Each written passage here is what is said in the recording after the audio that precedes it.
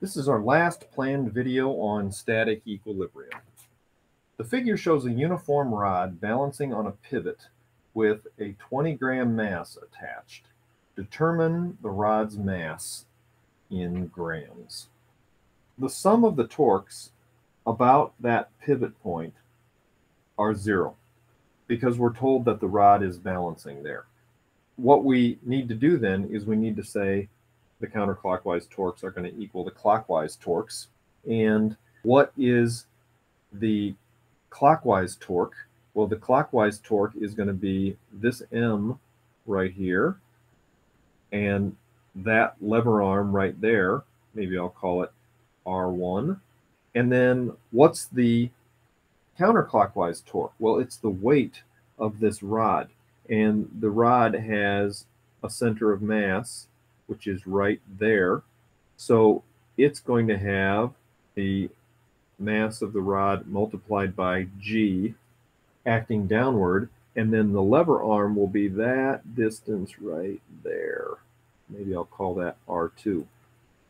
So what we're going to have here is we're going to have the 20-gram mass, the weight of that, multiplied by this lever arm, and then we'll have M times G for the rod multiplied by this lever arm, and those should be equal.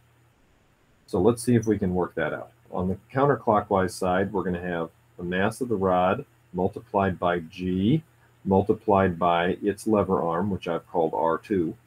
And on the right side, we've got, I'll just call it M, which I did in the drawing here, multiplied by G multiplied by that lever arm, which is, as I've labeled it, R1.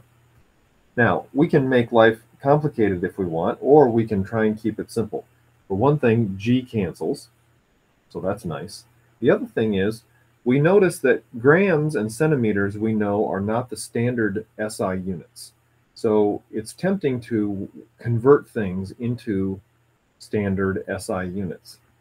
However, if the units are the same on both sides of this equation, then we don't necessarily have to convert them until the end if we're asked to put our answer into a specific unit.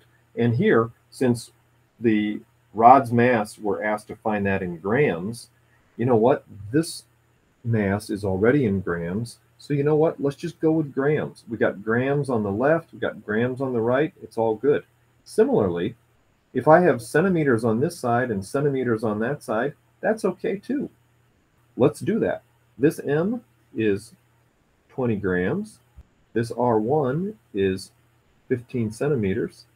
This mass of the rod is what we're looking for. Now, what's R2? Let's go in here. This is a 50 centimeter rod, which means its center is going to be 25 centimeters over. So doesn't that mean that R2 has to be 10? Can we do that in our head? That's 300 divided by 10. I'm getting 30. I'm getting that the mass of the rod is going to be 30 grams.